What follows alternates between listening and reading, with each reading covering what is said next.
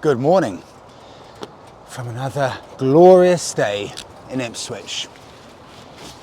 And you may be doing a double take here, wondering, have I just picked up another bike? But no.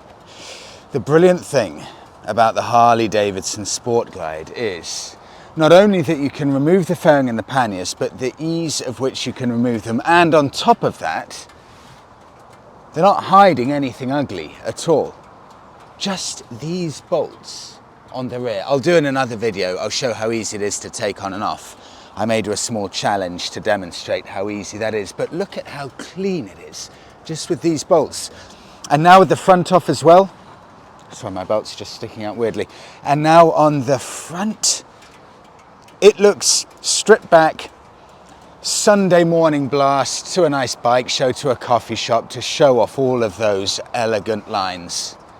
I took it out yesterday for an hour and a half of scientific research to find out what does that standard fairing actually do to the bike? How much of a difference does it make? Because it doesn't come up that high, so I was curious. I need to do the final back-to-back without it, maybe later today or tomorrow, but I'm very curious to see my exact side-by-side findings. Same road, same speed, same kind of wind around. So I'll be fascinated to see what I think of that by the end. I'll take you with us today because it's Monday morning. I'm with Monika now. We're off for a coffee and maybe a pastry in one of our favourite spots in Ipswich, Suffolk Food Hall. I don't think it's open yet. It opens at 10, 5 minutes early, so I will drag this speech out for a further 5 minutes until we can go for our coffee. We're literally 2 miles away. Our home is 2 miles away, somewhere that way. And if possible, if I'm lucky, Danny's a busy guy, but I may get to go out for a ride with Danny later on his brand new Royal Enfield Classic 500. Final. Oh, he bought it? He bought it. Wow. He did. I think he's just picked it up. So let's see if he's willing to be filmed, and also let's see if he's actually got time, because he's a busy guy. But if possible, I'll film a bit of that as well, because I'd love to see that in the flesh. And in the flesh. I'd love to see that in the flesh and go out with Danny for a bit of a ride. So let's see if that materializes. But for now, Monika and I, a bit of a coffee and a pastry. I think Ipswich is safe enough as well. Take that with you. Not that safe? Take that. Okay, I'll take it. I've got in a really bad habit, I'm not proud of this, of never locking the Bonneville. In Ipswich, I never put any locks on it, and even the steering lock's broken. I know I'm advertising the fact it can be stolen, but Ipswich feels so safe to where we used to be in southeast London. Just the thought of locking it never even occurs to me. But if I'm on an £18,000 bike that's not mine, that's probably not fair, so let's at least put that on.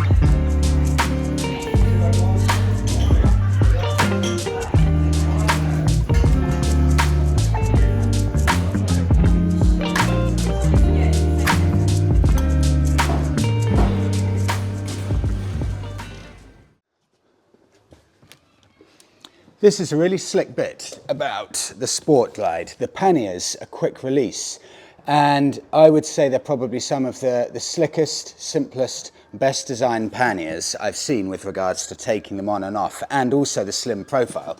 So you just line up 3 points, and apologies, my back's turned. Line up 3 points like that. Slide it in, twist inside, shut, and the panniers are back on. And I'm delighted by that, because For me, panniers and a phone mount are the two single biggest game-changing bits of kit for a motorbike because they make living with the bike so much easier. I remember I used to hate carrying a backpack every time and putting everything into the backpack and looking where everything was, and it would always be a hassle taking off, finding something at the bottom. So that's just amazing to have back on. And I was talking to Monika, just as another quick update. We thought the annual checks must be due soon for the Bonneville and also the Fiat. That's the MOT. And we found out that in a month today, both the MOT for the Fiat and Bonneville are due, but for the Bonneville, it's almost meaningless. I'll just have to wait until the part's there. So that's just one extra thing that I'll have to add to the list of stuff that's needed. So once the part is at the mechanic, they can fit everything, fix it, and after that, do an MOT as well. But it just adds to the list of stuff, which is a bit frustrating.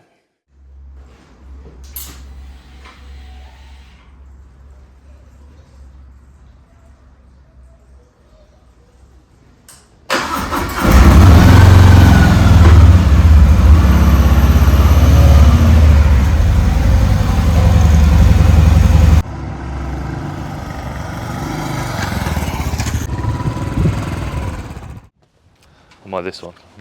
Danny, welcome back. Hello. This is a little bit different because the last time you were here, you had a massive KTM. Just to give an overview, welcome to Danny. Last time Danny was on the channel, I was on my Bonneville, Danny was on a KTM, but Danny had moved from a Harley Davidson to the KTM. You've still got the KTM, but this is a big change, Danny. Go on, give me an overview about it. Yeah. No, we talked about it a lot, last time round, I think, where you can't just do it all on one bike, I don't think, and there isn't a perfect solution. For what I was wanting to do and for the commuting I was doing and doing the blood biking and different things like that, the KTM was the perfect all-rounder, but there was still always a big hole in the heart and a small gap in the garage to do something completely different and have something completely different. And it's kind of the best way I could almost explain it is like the KTM's the bike to go somewhere on. This is the bike just to ride. Because you had all winter going along, riding around, and you've done probably more mileage in the past year than a lot of people have done in 5 years. Yeah. All winter on the KTM. Yeah. Gets to summer, and then suddenly you just start wanting a bike with a bit of character, like a Sunday afternoon bike, don't you? Yeah. And there was also another element as well with Orwell's in Ipswich, where I got the KTM, was kind of waiting for the right thing to appear there, and wanting to, they've been brilliant and sort of having the chance to carry on getting the bikes from them, and so it was always that my most visited site on my phone is the Orwell used motorcycles. Whenever I open up a new tab in Chrome, that's what it is. I know the feeling. I know the feeling. So go on, give me, because I wanted to get this on about, I think it was about a week ago, but then you were too busy and our schedules didn't combine. This is a special bike, Danny. Go on. Because last time I spoke to you, I knew more about it than you. Yeah. You've done research since then. Go on. Yeah. Tell me what you know about it. So what I know. So this was one of the Tribute Black Classic 500s. Yeah. It was one of the last 1,000 bikes that they made, and they were made to order ultimately, the last 1,000. So it was a process of registering to get one. And it's 1,000 worldwide. I believe so. Yeah. It was 1,000 globally. This is number 548. Of the 1,000, and each one of them was hand painted at the factory by the chaps who run the factory out there on Royal Enfield. So and it is just, I mean, for me it was the looks was the thing straight away, where I love that Lotus 72 John Player Special Formula One kind of, that everyone kind of pictures as that scheme, and just this black and gold I think is stunning. It's beautiful, and for that final end of production run and those extra touches. I remember I was in Lithuania about a year ago, and they had I think it's still called the Black Special Editions of the Interceptor and the Continental. They sold like hotcakes. These limited edition Royal Enfields are seriously desirable bikes. No, do you know a few of the differences?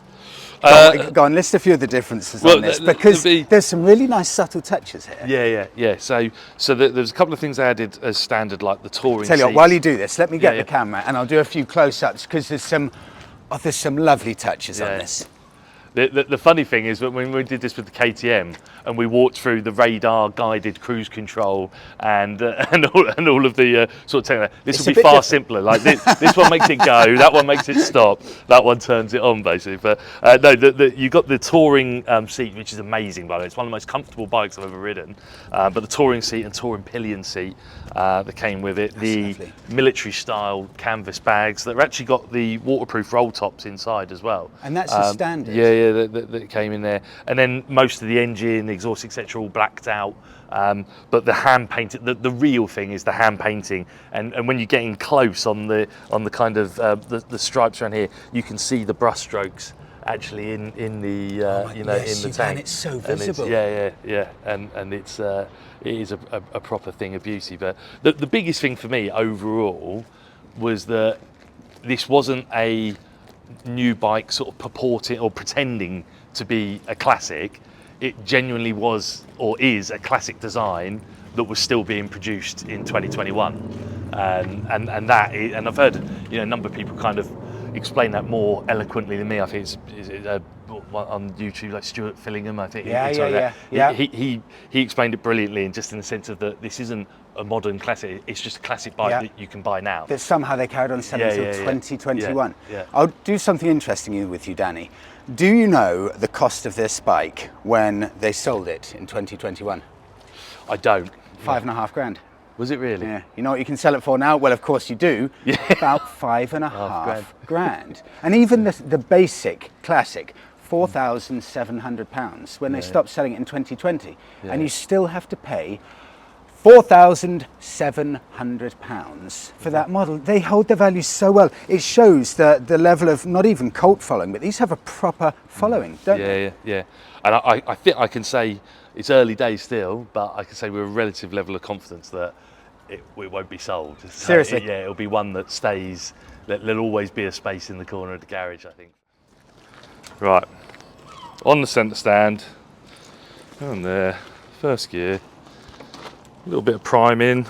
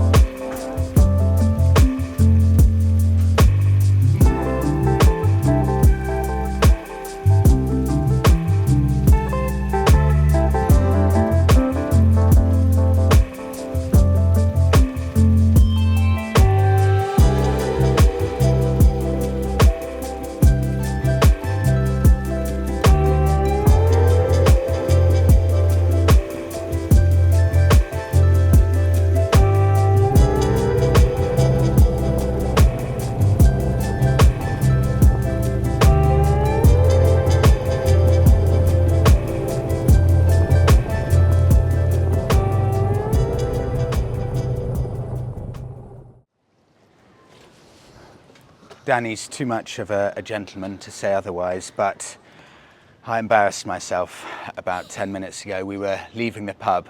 I cannot believe how stupid I am. I was laughing at Danny for having to use a key, and I don't use a key anymore because I have a brand new Harley Davidson. So he went off, I was busy feeling smug, and I forgot that I had the steering lock on the Harley, because I'm not used to this. When you don't have a key, you just keep it on your person. I forget I have a key, so I went to start up, started it up, started heading off, and of course it's locked into the left. And as I was turning to the left, the bike started falling to the right. And as I was trying to lift it as quickly as I could to minimize any impact, full on revs outside a lovely quiet country pub. Oh, and your heart just drops. I just about saved it. I don't know if there's any skill there, but I just about managed to save it, so it's okay. But I cannot believe how stupid I could be. I think Danny thought I was trying to stop him with redlining, and then you stop. You're bouncing off the limiter, yeah. But look, it's fine. It's over. I still, I've been riding 13 years, and I'm not learning. Okay, Danny, what I wanted to find out, because you're a Harley guy, you do like Harleys. You sold your Harley to get a KTM. KTM fills and ticks every box, but you wanted a bit of character. Does your Royal Enfield now fill the hole left by a Harley Davidson? Yeah, I think so. I mean, we're early days in. I think this forces me into a different type of riding. And we're riding down here to the coast. It forced us to peel off into some smaller roads, the country roads and whatever, because this isn't a particularly enjoyable experience at 70 miles an hour next to a lorry on the dual carriageway. But so I think it forces into a different road. But if you need to tackle those roads, I'm going to be on the KTM anyway. By modern standards, in almost every conceivable way, it doesn't match up to a new bike. Like a modern bike. Yeah, if you look at it, it's not on paper. It vibrates. It's slow. The mirrors are pointless. It is. We were on that hill to get past the lorry. I forgot I was on this and not a KTM. I kind of pinned it and kind of hoped for the best. Like that a few times. And get the aero tuck on to get past the lorry. But what we were saying? We went to the pub. Lovely, pub dinner, and you being on this, it turned that ride into an adventure. Just simple things like going to a pub. It's a lovely thing, and following you going along the country lanes. Just seeing that tiny little rear wheel, it's a beautiful sight, isn't it? Yeah. When you see me on this, do you get any feeling like, bugger, I wish I was on a Harley or not? I'm conscious of being in the honeymoon period of this bike, but right now, no. Like, I'm not, and the other thing, and I don't know if this is in my head or not, but when I had a Harley, I felt like, you didn't get many waves back, you didn't get many nods back from other riders, and there's a bit of it. We rode through Old Felixstowe, and the guy coming out of the pub was waving at us. It was like, Enfield, and there's a different connection, I think, for a lot of people with this kind of bike, and hearing that, thumper single cylinder going along. Perfect, doesn't it? It's the sound of Britain in many ways. It is. It could be right back to the 50s. Just hearing that thudding along. Yeah, I totally agree. And I think it just garners a different response, and I do love that. Really. And that's a key thing when considering. When looking at Harley Davidson or Royal Enfield, something like that, when you want the character, the nostalgia, it's a big impact. For a lot of people, the connotations and the feeling around Harley Davidson is something that would stop them, or at least make them start to consider buying a Harley Davidson. But looking at a Royal Enfield, it's completely different, isn't it? You don't get any of that stuff. It's almost all positive. Another part of the story for me, like my dad, when he was wanting to get a bike when he was younger, and it was a Royal Enfield Crusader that he put a deposit down on when he was 16, 17 years old, and then never saw it through after getting a job as as a steel erector, I think it was, and he was never going to have a use for the bike, and so never collected it.